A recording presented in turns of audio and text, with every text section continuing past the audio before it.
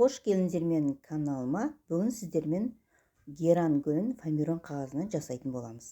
Алдымен сары, күлгін түсті және жасыл түстін алатын боламыз. Астына қоятын ыдысын дайындап қойдым.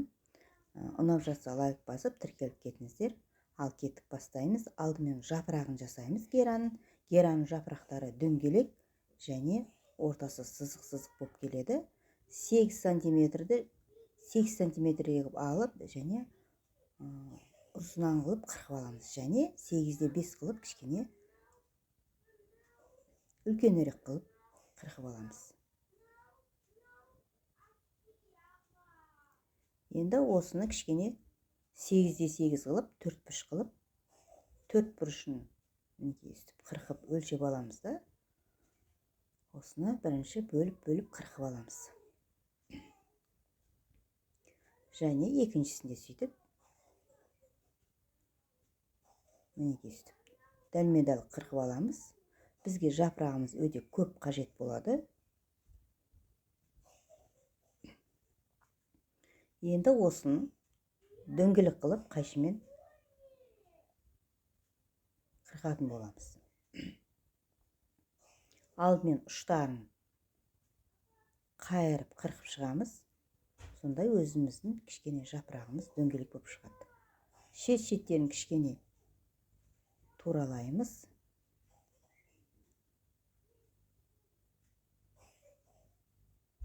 Бүктеп істесеңіздер де болады. Жан-жағын кішкене қырқып аласыздар. Енді осының бәрін дөңгелек қылып қырқып шығамыз. Мінекей бәрі дайын болды жапырағымыз. Енді осылардың кәдімгі жапырақ түстес қылып, орталарын, екі шеттерін кесіп, қараңыздар. Сәл 2-3 сантиметр қылып кесіп аламыз. Және шет-шетінен қайшымен алып отырамыз. Оң қаратып және сол қаратып. Қараңыздар, оң жақ қаратық және сол қаратып қырқсаңыздар, кәдімгі геран жапырағын домалақ, мінекей қараңыздар, дөңгелек болып шықты. Мінекей бәрі осындай болып шықты. Енді жапырақтарын біз кішкене үтікпен қыздырып алатын боламыз. Өйткені геранның жапырағы кішкене бүрісіп, орталары тарам-тарам болып шығады. Сондықтан кәдімгі геранның жапырағына құсайтындай қылып үстіп қыздырып аламыз. Мұқият қарап отырыңыздар, қараңыздар. Және шет-шетіндегі дөңгелектері жиырылып, шын геранның жапырағы сияқты болып көрінетін болады. Барлығын үстіп қыздырып алдық.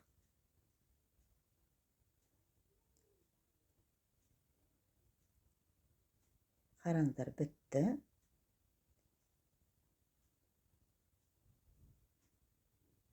Біздің жапырағымыз дайын болды. Енді бізге осы жапырағымыздың ортасын кішкене инемен сызып жүргізіп аламыз.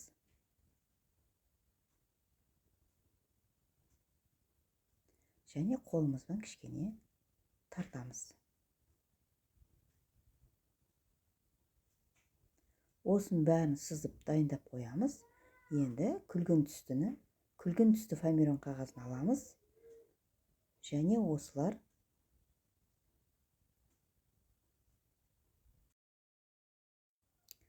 кәдімгі осы жапырақты қалай қырқып алдық, сөйтіп 4 бұрыш қылып қырқып шығамыз.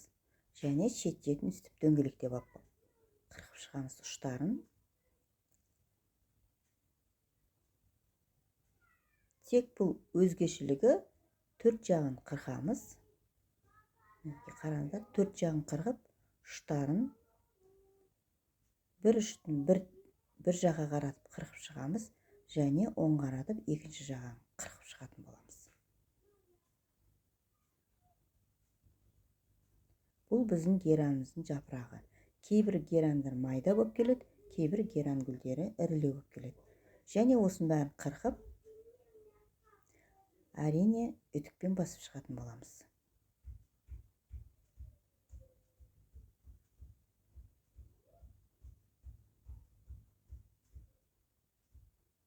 Мінекей кішкене қыздырсаңыздар, өздері томпақ болып шыға келеді.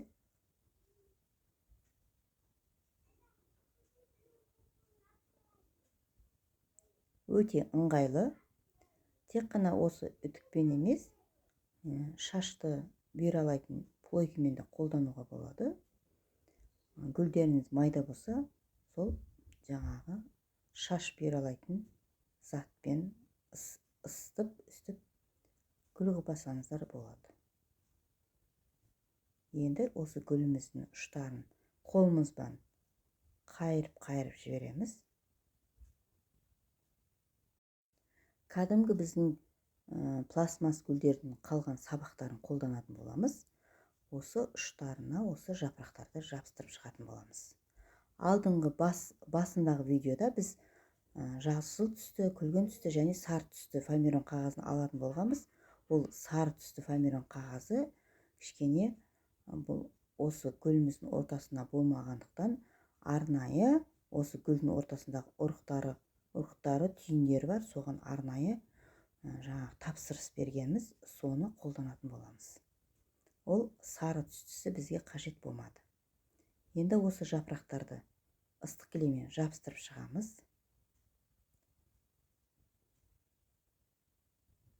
Үйдегі қалып кеткен пластмасс гүлдерді тастамаңыздар. Оның өйткені осындай сабақтары қажет болады. Мінекей осы кішкене тағы да үстіп жабыстырып қойдық. Енді кәдімгі арнайы осындай гүл тығатын кішкене губка қағазымыз бар. Соны қолданып жатырмыз. Қараңыздар, енді геран жапырағына құсады. Енді біз гүлді дайындайтын боламыз.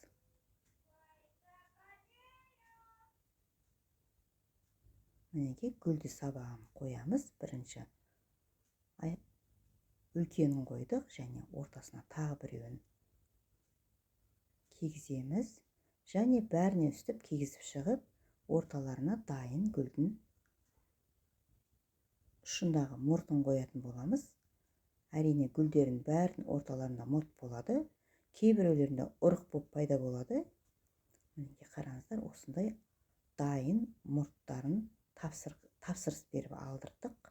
Енді осының ортасына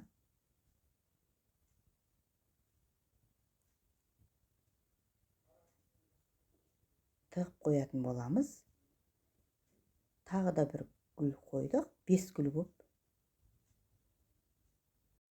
Мен геран гүлім дайын болды. Гүлдерім көргендеріңізге рахмет. Сіздерге ұнайды деп ойлаймын.